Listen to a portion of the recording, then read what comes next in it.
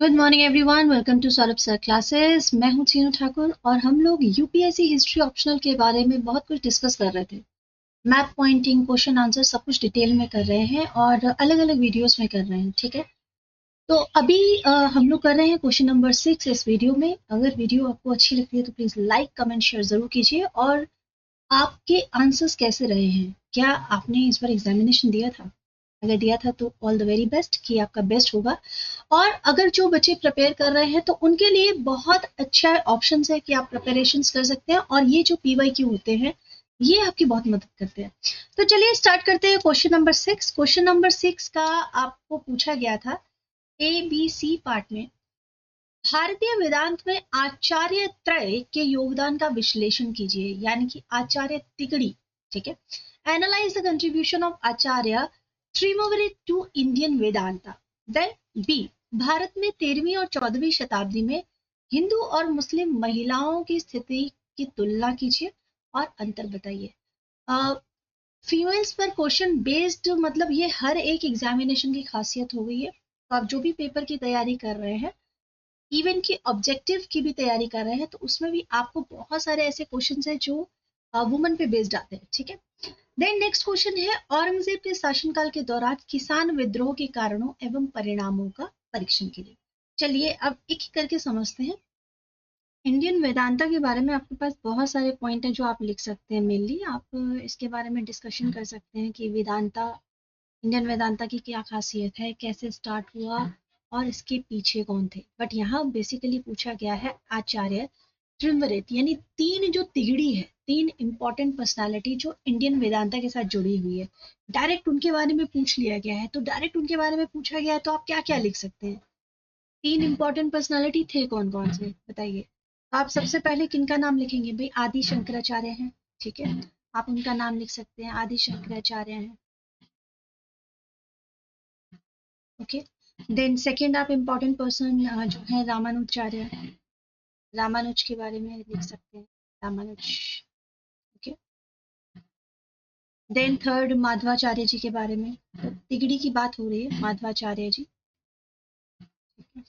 तो इनके बारे में आप थोड़ा सा डिटेल में लिख देंगे, इनका योगदान, इन्होंने क्या क्या किया है, वो सारी चीजें आप एक्सप्लेन करेंगे। ये आंसर बहुत ही अच्छे तरीके से लिखा जा सकता है, स्टैटिक क्वेश्चन हो जाता है, क्योंकि इनके बारे में काफी कुछ इंफॉर्मेशन हमें हमारी आर्कियोलॉजिकल रिसोर्सेज से भी मिली हुई है, लिटरेरी रिसोर्सेज से भी मिली हुई है। बहुत इंस्क्रिप्शन है, बहुत सारी चीजें हैं जहाँ पे इनके नाम मेंशन है, बहुत सारी बुक्स हैं जो इनके द्वारा लिखी गई हैं, इन पर बहुत सारी चीजें हैं जो बेस्ड की गई हैं।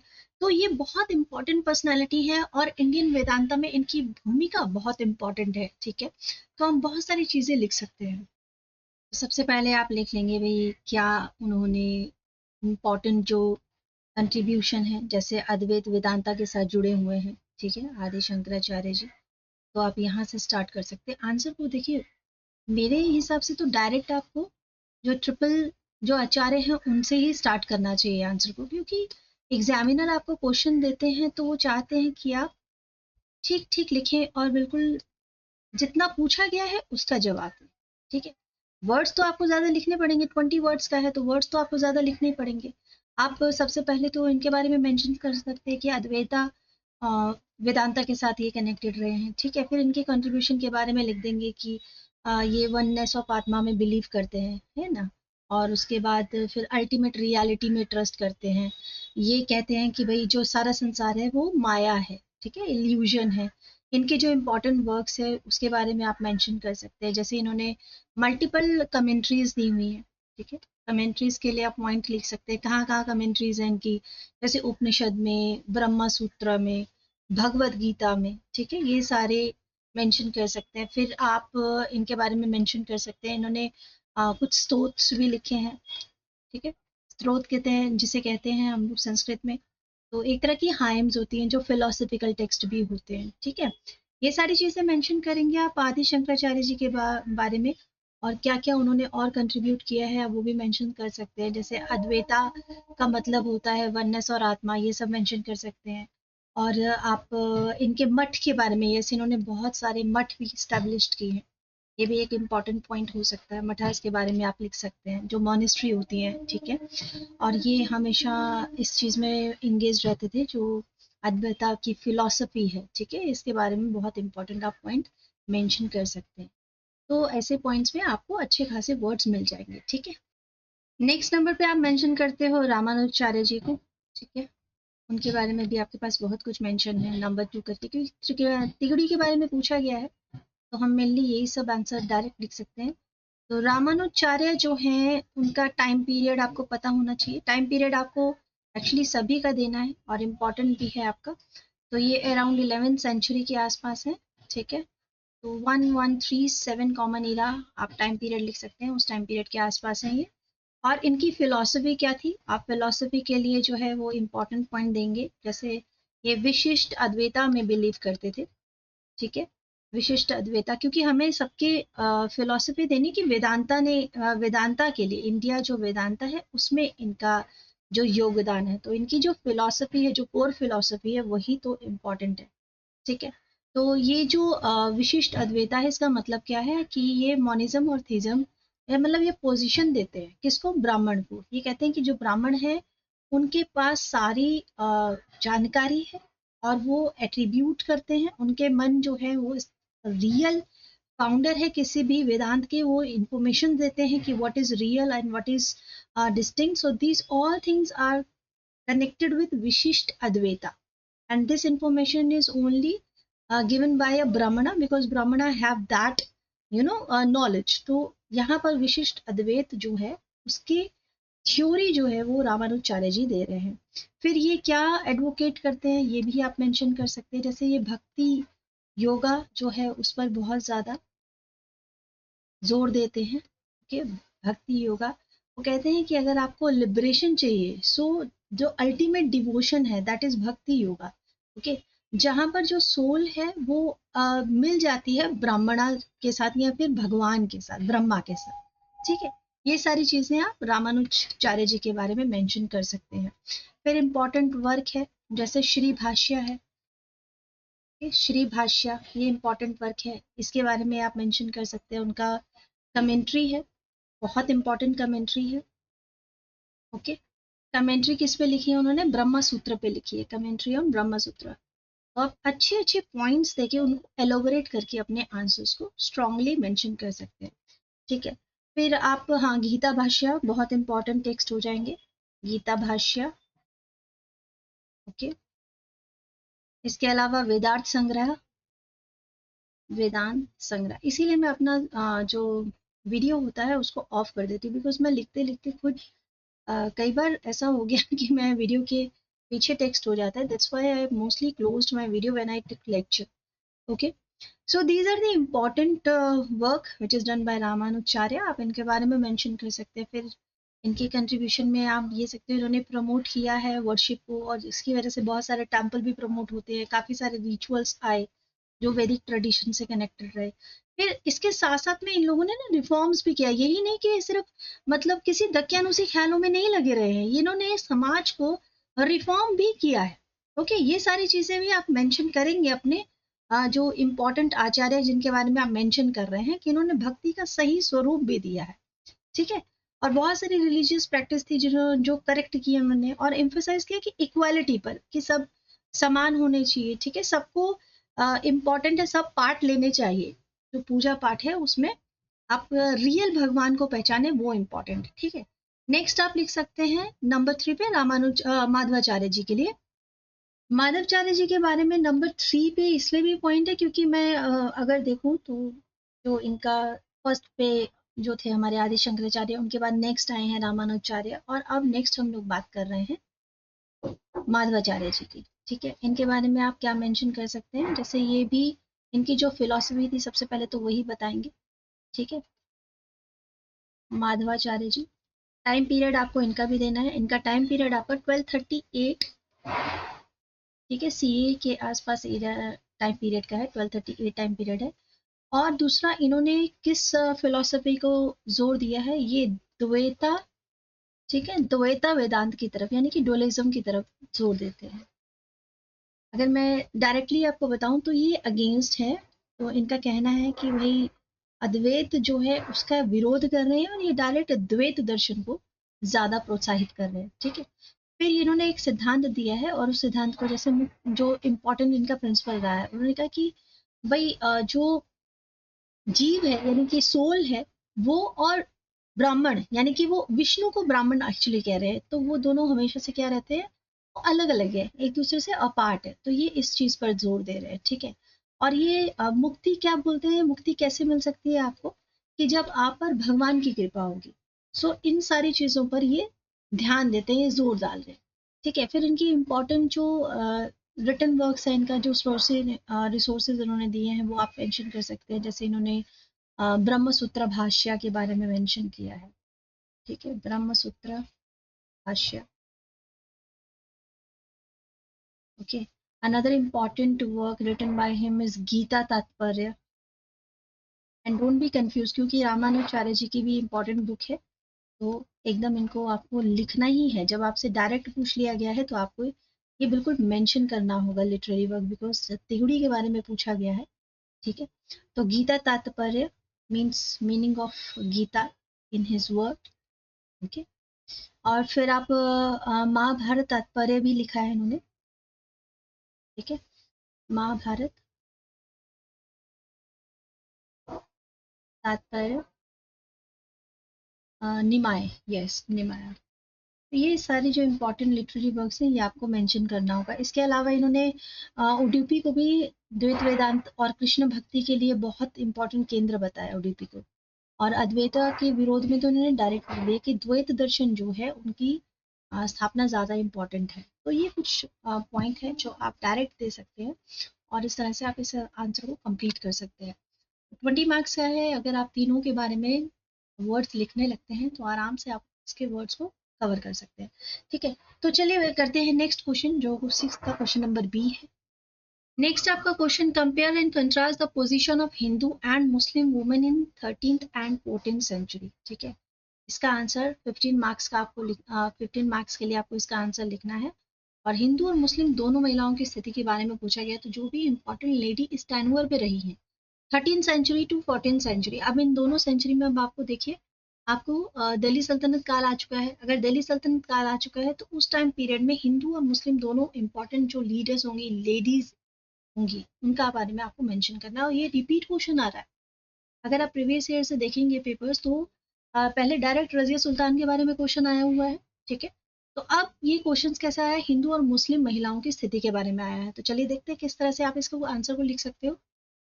वैसे तो इस आंसर में आप बहुत कुछ ले सकते हैं, क्योंकि आपसे कंपैरिजन मांग लिया गया है। तो अगर आप ध्यान रखना है इस बात को, हिंदू मुस्लिम दोनों के बारे में अगर बात किया गया है तो वो डायरेक्टली आपसे क्या पूछ रहे हैं, आपसे कंपैरिजन पूछ रहे हैं।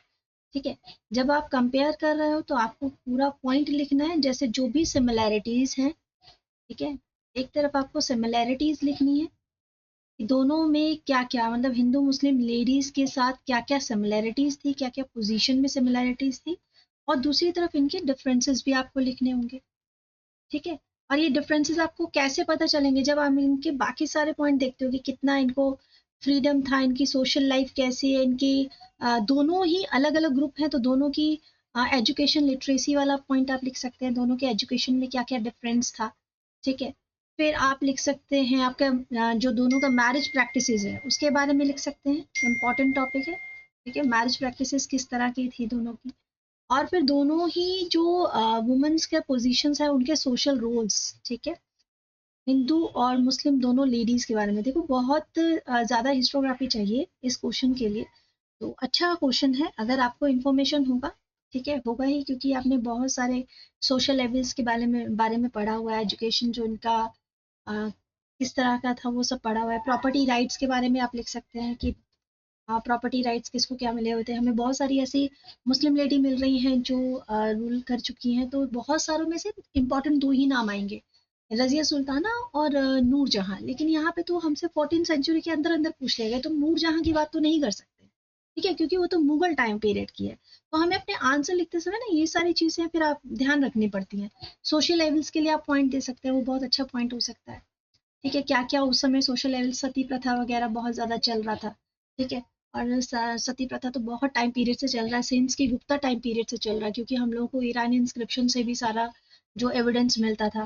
फिर उसके बाद रिलीजियस प्रैक्टिसेस में भी क्या क्या डिफरेंसेस हैं कि रिलीजियस प्रैक्टिस मतलब बहुत सारे इस तरह से जो सब पॉइंट्स है वो देकर आप अपने आंसर को कंप्लीट कर सकते हैं। तो आई गेस अगर आप ये आंसर मतलब लिखने बैठेंगे तो इन सब आंसर्स के लिए आपको जो जो पॉइंट्स चाहिए वो आप इनमें से किसी भी पॉइंट्स में लिख सकते हैं। ओके, ठीक है, तो चलते हैं next question. Question number C है, औरंगजेब के शासनकाल के दौरान किसान विद्रोह के कारणों एवं परिणामों का परीक्षण कीजिए। तो औरंगजेब का टाइम पीरियड आपका 1658 से लेकर 1707 तक का टाइम पीरियड जो चल रहा है। अब आपको यहाँ पर क्या मेंशन करना है, आपको कॉजेस भी देना है और कॉन्सिक्वेंसेस भी देने हैं, दोनों को आपको देना है। तो पॉइंट्स कुछ इजी रखना। आप जो अपना पॉइंट्स लिखते हो, कभी भी आंसर लिख रहे हो, जो सब हेड पॉइंट्स होते हैं या फिर जो आपको आंसर करना है, अगर आपको स्टैटिक आंसर करने हैं, आपको पता है कि एक्यूरेट पॉइंट्स क्या क्या हो सकते हैं, तो उनको लेकर चलेंगे आप, फिर उसके साथ सब हेड्स करेंगे। तो इससे क्या होगा, इजीली आंसर भी आप लिख पाएंगे, आपको बहुत सारी चीजें दिमाग में भी रहती है। जैसे यहाँ पर देख सकते हैं क्या क्या पॉइंट आप दे सकते हैं। सबसे पहले तो हम कॉजेज की ही बात करते हैं, कॉन्सिक्वेंसेस फिर हम उसके बाद भी मेंशन कर सकते हैं। ठीक है, कॉजेज में आप लिख सकते हैं टैक्सेशन बहुत बढ़ा देता है, ठीक है, ओवर टैक्सेशन कर सकते हैं, एक्सेसिव टैक्सेशन के बारे में लिख सकते हैं। तो ये one of the major cause कह सकते हैं। बहुत सारा मतलब लगभग ये कह सकते हैं 50% तक का टैक्स पहुंच गया था under the rain of Aurangzeb. ठीक है, फिर रेवेन्यू ऑफिशियल्स जो थे वो भी काफी ऑप्रेसिव हो चुके थे, बहुत ज्यादा डिमांडिंग हो चुके थे। ठीक है, ऑफिशियल्स, तो उनकी वजह से भी ये प्रॉब्लम था, करप्शन आ चुका था, एक्सप्लॉयटेशन चारों तरफ से हो रहा था। ठीक है, तो पीजेंट्स क्या करते हैं जी, पीजेंट वो तो टैक्स देना होता है, और वो टैक्स तभी वो ठीक से दे पाएंगे जब खेती बाड़ी ठीक से चल रही होती है। तो ड्यूरिंग दिस टाइम प्रॉब्लम क्या हो गया था, बहुत करप्शन जो फैलने की वजह से ऑफिशियल्स जितना भी मतलब जो लोकल रेवेन्यू कलेक्टर्स थे वो बहुत परेशान कर रहे थे। ठीक है, पीजेंट्स को। फिर उसके बाद एग्रीकल्चर में अब वो बात नहीं रही थी, डिक्लाइन हो रहा था।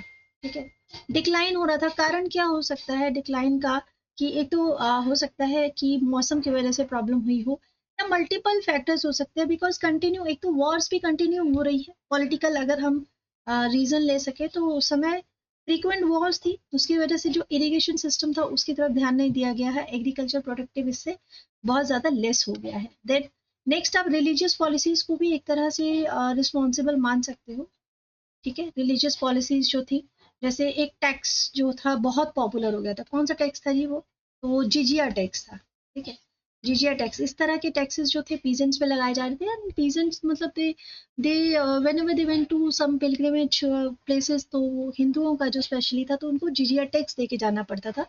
तो ये इस तरह का जो प्रॉब्लम था, इसकी वजह से क्या हो रहा था कि जो हिंदू पेजेंट थे वो अपने टेम्पल में नहीं जा पाते थे, अगर वो जाते भी थे तो उनको ये टैक्स दे के जाना पड़ रहा था ड्यूरिंग दैट टाइम पीरियड, कि उनके पास उतना फाइनेंशियली वो स्ट्रेंथ नहीं था, तो एक तरह से अंदर गुस्सा भरता जा रहा होगा। ठीक है ना, फिर मिलिट्री एक्सप्लॉयटेशन अलग हो रहा है, किसानों को खेती भी करनी है, फिर कभी कभी मिलिट्री को सपोर्ट करने के लिए एज ए उन्हें सोल्जर्स भी खड़ा कर दिया जा रहा है, कभी बहुत सारे सोल्जर्स उनके खेतों में जी रह रहे हैं क्योंकि वो वॉर के समय आए हुए हैं ग्रुप, तो बहुत सारा ऐसे आपने देखा होगा। They force to provide some food and supplies, तो मुगल आर्मी जब उनके आसपास में रह रहे हैं कोई ठीक है, टेंट वगैरह लगा कर रहने लग जाते हैं जब वॉर वगैरह में जाते हैं, तो हम कह सकते हैं peasants they force to open, ठीक है, it's they force to provide these supplies to these Mughal army, तो इसकी वजह से बहुत ज्यादा प्रॉब्लम था। फिर जमींदारी एक्सप्लॉयटेशन तो एक मेजर इशू था ही। ठीक है, जमींदारों वाला हमने बहुत सारी हिंदी मूवीज में देखा है, जमींदारों का सिस्टम ना, वो आ, बही खाते बनाते हैं, अननेसेसरी टैक्सेस लेते हैं, ओवर टैक्स भी ले लेते हैं, तो ये सारा पॉइंट आप यहाँ पे मेंशन कर सकते हो। तो इस जितने भी ये पीजेंट रिवॉल्ट हुआ है इसमें बहुत सारे ग्रुप आ गए थे, जाट थे, ठीक है, फिर उसके बाद सतनामीज थे, तो ये सारे रिवॉल्ट्स में आपने पढ़ा ही होगा जाट सतनामीज के बारे में। फिर सिख भी जो थे वो भी तो मतलब पीजेंट थे, तो वो सारे इन्वॉल्व हो गए थे। तो ये सारी चीजें जो इम्पोर्टेंट है ये आप अपने आंसर में लिख सकते हैं। ओके, ये स्क्रीन थोड़ा सा इस तरफ मूव हो गया है, just a second. Yes, okay, 6 point में मैं उस तरफ इस तरफ लिख देती हूँ, थोड़ा नेक्स्ट टाइम और थोड़ा स्मॉल लिख देंगे, zamindar. Okay, because offline online classes लेने में ये थोड़ा सा कंफ्यूजन हो जाता है। When I do offline classes तो मोस्ट ऑफ द टाइम मुझे ब्लैक बोर्ड पर थोड़ा बिगर वर्ड्स में लिखना पड़ता है। Now I move to online class, that's all sudden इस वजह से, but I am really sorry कि उधर पॉइंट्स चले गए। बट 6, 7, 8 पे आप देख सकते हैं zamindar exploitation, Jat Satnamis also cooperate in this peasant revolt, they also entered as a part of peasants, और फिर सिखों ने भी ये जो पीजेंट्स रिवॉल्ट में पार्टिसिपेट किया है। ठीक है, ये तो आपके मेन कॉजेज है जिनकी वजह से ये जो रिवॉल्ट है हो सकता है। तो अभी इसके अलावा क्या हो सकता है, even you can also say कि जो सेंट्रल सिस्टम था वो बहुत वीक होता जा रहा था। ठीक है, तो अभी औरंगजेब के टाइम पीरियड की बात हो रही है, तो ये ठीक बात है कि Aurangzeb was the last strong Mughal ruler. But अभी तो हम लोगों को ये डिस्कस करना पड़ेगा ना कि जो कॉजेज में हमें ये रीजन भी तो देना ही पड़ेगा कि भाई जो रूल था वो काफी वीक हो चुका था, सेंट्रल जो गवर्नमेंट थी। तो वी कैन सेंट्रल पावर लिख सकते हैं। ठीक है, वीकनिंग लिख सकते हैं, वीकनिंग सेंट्रल पावर लिख सकते हैं। और क्या पॉइंट दे सकते हैं, जो लोकल जितने ग्रुप्स थे उनका एक ग्रुप बनता जा रहा था, अलायंस बनता जा रहा था, जिसकी वजह से वो काफी पावरफुल होते जा रहे थे। ठीक है, जो रीजनल लीडर्स होंगे, जो रीजनल जमींदार होंगे, वो are in the favour of peasants basically, तो उनकी बात हो रही है। ठीक है, तो ये आप मेंशन कर सकते हैं। अब आ जाते हैं कॉन्सिक्वेंसेस पे। ओके, अब कॉन्सिक्वेंसेस के बारे में भी थोड़ा सा डिस्कस कर लेते हैं कि क्या क्या कॉन्सिक्वेंसेस हुए हैं। Okay, is that pain is okay with this, writing में ठीक रहेगा पेन, और should I change? I think this colour is okay may be. चलो, सो इससे क्या क्या कॉन्सिक्वेंसेज है और क्या इफेक्ट हुए हैं, वी कैन से कि क्या क्या इफेक्ट पड़े हैं। तो आप लिख सकते हैं कि सबसे पहले हमने लास्ट पॉइंट खत्म किया रीजनल पावर पर, तो हम यही लिख देते हैं कि रीजनल पावर्स जो थी उनको ग्रोथ मिला। ठीक है, रीजनल पावर को ग्रोथ मिला है। फिर आप पॉइंट और मेंशन कर सकते हैं, इकोनॉमिक डिक्लाइन भी बहुत इंपॉर्टेंट पॉइंट हो जाएगा, क्योंकि आपका रिवॉल्ट हो रहे हैं, तो रिवॉल्ट हो रहे हैं तो इससे इकोनॉमिक, ठीक है, इकोनॉमिक डिक्लाइन है, इंपॉर्टेंट पॉइंट हो जाएगा। फिर आप नेक्स्ट पॉइंट लिख सकते हैं कि इससे जो सोशल एलिनेशन है वो भी काफी बढ़ गई, जाति वाति ये सारी चीजें भी काफी ज्यादा बढ़ जाती हैं। ठीक है, और उसके बाद आप मेंशन कर सकते हैं जो जैसे मिलिट्री सिस्टम था, पहले तो सिर्फ आर्मी जो थी वो किसके पास, जो राजा है उनके पास रहती है। बट अब क्या आप सिस्टम देखेंगे, आप सिस्टम देखेंगे कि भाई इनके पास भी रहने लगी है, जो ग्रुप बना रहे हैं उनके पास भी रहने लग गई है। ठीक है, वो सब आप यहाँ पे मेंशन कर सकते हैं। रीजनल इंस्टेबिलिटी एक बहुत बड़ा कारण हो जाएगा, तो बहुत सारे ऐसे ग्रुप बन जाएंगे जैसे जाट है, सतनामी है। ठीक है, तो इंस्टेबिलिटी जो है वो बहुत इंपॉर्टेंट हो जाएगा। कौन सी इंस्टेबिलिटी, रीजनल, ये वाला पॉइंट आपको बहुत ज्यादा आंसर लिखने में सपोर्ट करेगा। तो ऐसे बहुत सारे आपको पॉइंट्स मिल जाएंगे, जब आप लिखने लगेंगे तो एलोबरेट कर पाएंगे, और बहुत सारे पॉइंट्स ऐसे हो जाएंगे।